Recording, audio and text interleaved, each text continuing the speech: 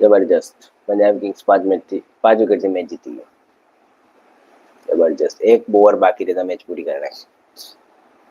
હાર્દિક પંડ્યાની cup ખરાબ. Mitchell સેટનરને એક over આપવા જેવી હતી. હાર્દિક પંડ્યા એક ઓવર નાખવા જેવી હતી.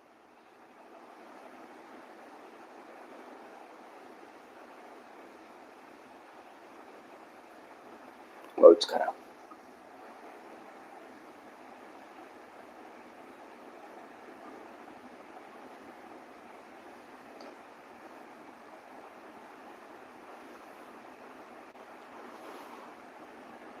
બીજું 20 રન જોઈતા હતા.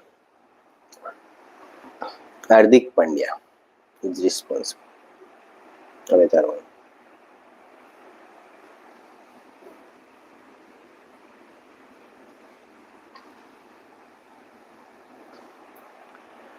203 રન કર્યા હતા તેને.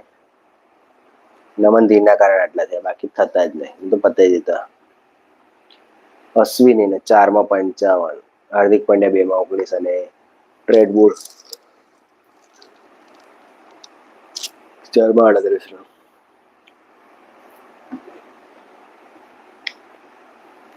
હવે કાલે રમાશે. આજે 2જી તારીખ થઈ ગઈ. કાલે Punjab versus royal Challengers Bangalore. આ વખતે આઈપીએલને એક નવો ચેમ્પિયન, જે રીતે યુસીએલ યુરોપા ચેમ્પિયન્સ લીગમાં પીએસજી એક નવું ચેમ્પિયન બન્યું, એ રીતે આ વખતે આઈપીએલમાં નવો ચેમ્પિયન બનશે.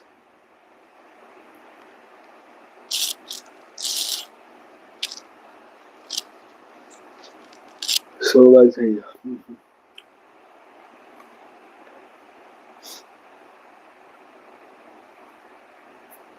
બહુ ખરાબ બોલિંગ. બુમરાહ રીસ્ટોપને એના કરતાં કોઈ સ્પિનરને લીધો હોય, કોઈ લીધો હોત તો સારું, કોઈ બીજા પાસે બોલ.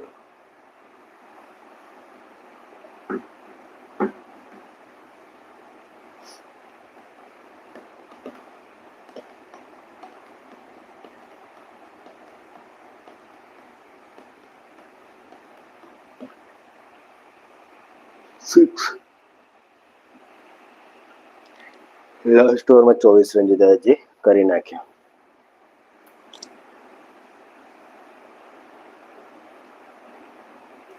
બોલિંગમાં, ફિલ્ડિંગમાં અત્યારે મુંબઈ ટોપ પર હોત, પહેલા બીજા નંબર પર, પણ 2 મેચો હારી ગયો.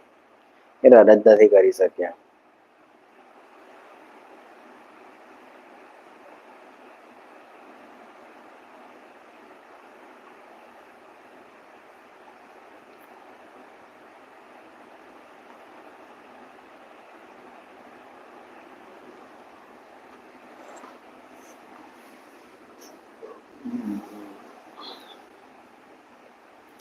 મેચને હેલ્વેટેરા અને શ્રેયસ અય્યરે મેચને પલટી નાખી.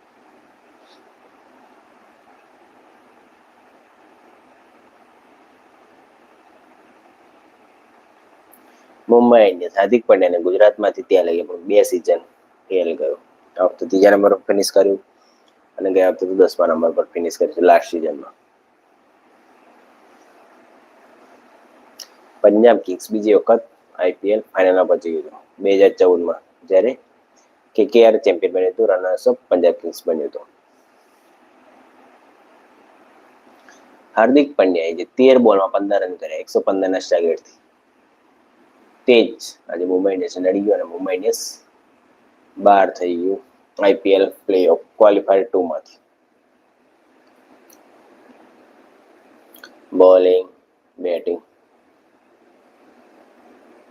ક્રિસ ટોપલીને જે 11-12મી ઓવરમાં 19 રન આવ્યા ને, એનાથી જ ગેમ ચેન્જ થઈ ગઈ. કારણ કે ત્યાં સુધી શ્રેયસ અય્યર બહુ સ્લોલી, ધીમે ધીમે ખેલતો હતો, સ્ટ્રાઇક રેટ વધારે નહોતું, પણ એ ઓવરમાં જે 19 આવ્યા તેના પછી શ્રેયસ અય્યરના હાથ ખુલ્યા અને પછી શ્રેયસ અય્યરે પાછું વળીને જોયું જ નથી.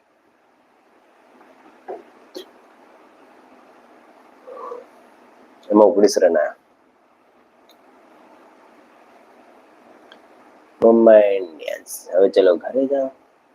હવે નવો ચેમ્પિયન મળશે.